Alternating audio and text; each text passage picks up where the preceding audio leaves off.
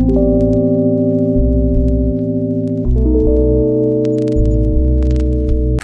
guys, how are you? Welcome to Stada Kenya's YouTube channel, particularly our podcast.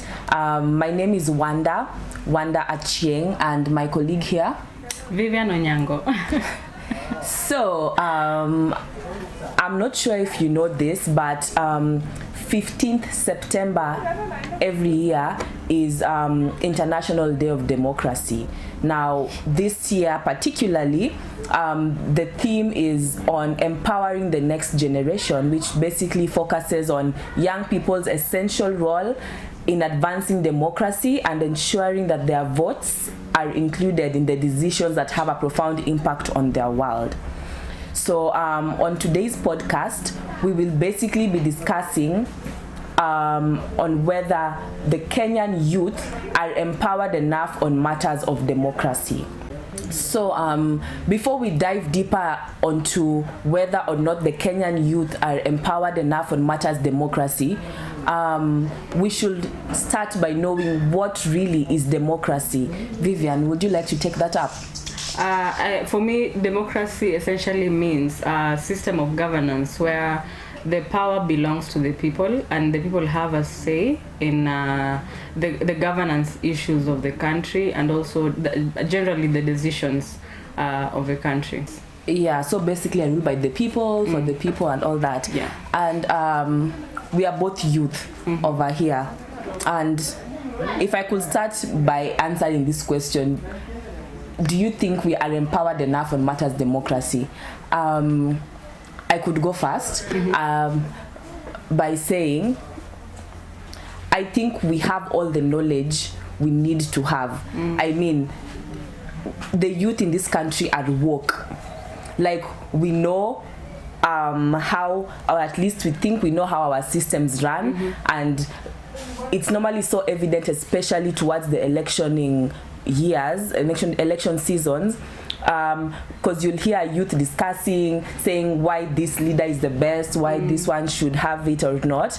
But then we are the ones who still don't go to vote. So I think we are empowered. We know. I don't know if the word to use is empowerment, but we are knowledgeable, like on matters democracy and its benefits to us, because it's us who need to go to the polls.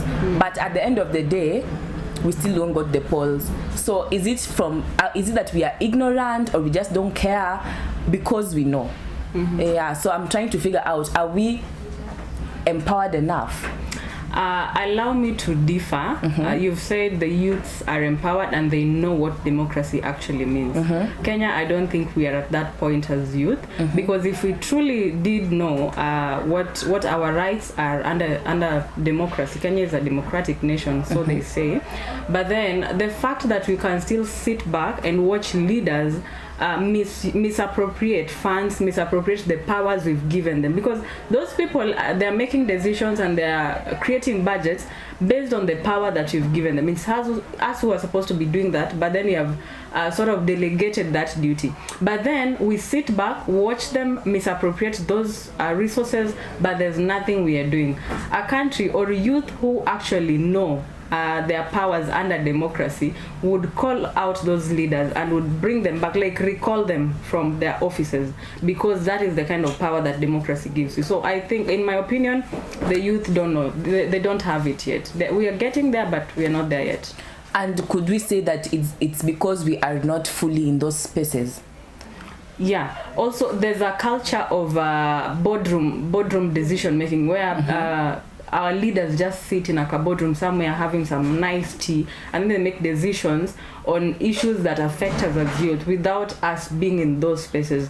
We need to have representation, serious representation, not representation on books. We need to be in those rooms, in those boardrooms, making those decisions for our fellow youth or for ourselves. That is when we are able to articulate directly what we want, what actually affects us as youth. So yeah.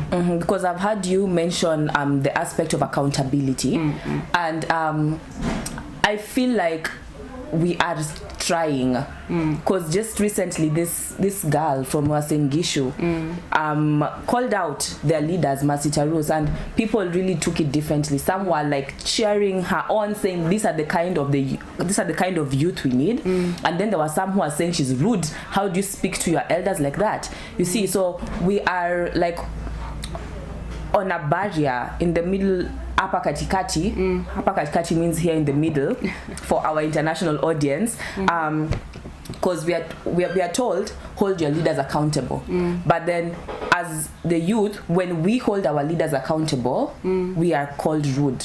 We are told we are being rude. So it's like they want us to hold them accountable politely, but at the end of the day, we put them in office, so they are earning from our pockets, taxpayers. So how, if you misappropriate our funds, how are we supposed to come and tell you, oh, Bwana Governor, you expect us to be nice about it. I heard you stole. Okay, next time try not to steal. How can we do that? We have to tell them as is, because if a thief, even Jesus, he was crucified next to thieves, those ones on the cross. It's because they had stolen. It's not now they're thieves, now they want to forgive them. You crucify those people. You tell them, hey, this is what you were supposed to do. You used our money for this. What's there to be seen about it? You see, I think the youth in Kenya misunderstand what democracy means for them. Okay. Because we tend to lean more towards fighting unfairly. We've been pushed to the wall to a point where we think fighting back is the ideal thing to do. Okay. And then we end up fighting in the wrong way, like demonstrations. I'm not totally against demonstrations per se, but then when youths are the one being used to fight some of these battles, yet in the first place we ought to have been in the decision making tables, so that we don't get to this point where we have to fight, we have to earn whatever is ours through shedding of blood. Like the youth of this nation have shed a lot of blood that if that blood counted, then we'd be enjoying the fruits of democracy today. So I feel like we've been pushed to the wall, but then we have to fight back and lose other youth just to be heard. And it doesn't have to get to that point as a country. I think as a sovereign nation, we are doing a lot of injustice to our youths.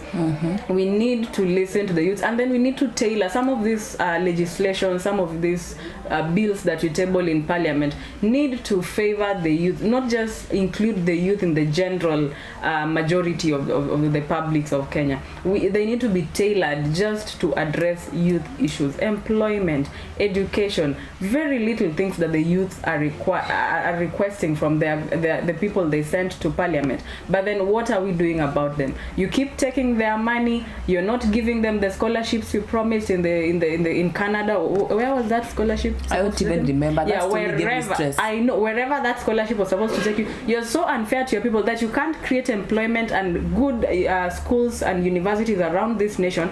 When they want to go out, you also don't want them to go out. You deny them passports. They go to UAE, die there. There is nothing you're doing. Surely, Kenya, you are unfair to your people, to a youth especially. Period. You are very unfair. Yeah. So in as much as we're talking about empowerment and the youth going to those spaces, the youth are also feeling like tumefinyiliwa. Breasts. Because squeezed, squashed even. There are no jobs. So will I wake up in the morning to go look for a job, or will I wake up to go and look for a leader to hold accountable? I know.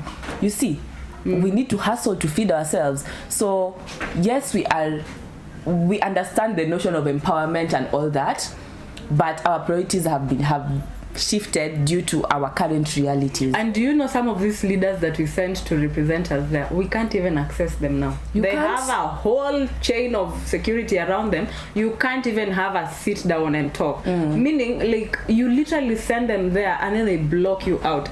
forgetting that you have delegated your powers to them. They are supposed to work for you, but then now they are working for their stomachs and their family. It's unfortunate. It's just unfortunate as a country. I'm seeing a lot of, let me just talk outside Kenya. I'm seeing a lot of public outcry even in countries like Canada. People can no longer sustain themselves, even the basic of needs, as something as simple as food, something as simple as shelter. Someone cannot afford some of these things, and it's because we've been so unfair in our legislation, in our taxation. We are not even considerate of our youth. It is so wrong, and I mean, as a country, we need to do better. We just have to do better. We just have to. So I think that has been established, and we're all going to sit here and start talking about action plans way forward, because that's not our work. We voted you in. Only way forward here is do your work or go home. You know, if you did your work and well, or if you did your work well, we wouldn't be here crying like this. I know. Can you imagine? So heartbreaking. I've come all the way from wherever I've come from to talk about how our leaders are how they're not accountable. I think we need more of masses in this country. We need a lot of people who will stand up for themselves and not take bullshit. I remember Mercy literally turned down a job offer from what was his name? Ole something. Ole, that guy, that Masai guy. My goodness. We need to do better. That guy is called Nani Ledama. Mercy literally turned down an employment opportunity from Ledama Olekina, and that was good, because had Mercy taken that employment, it means she's been silenced and she can't go on speaking about the vices that are ailing this country. So Mercy, kudos. And I feel like a lot of youths need to rise up to that occasion, where you say no just to protect the others coming after you and looking up to you.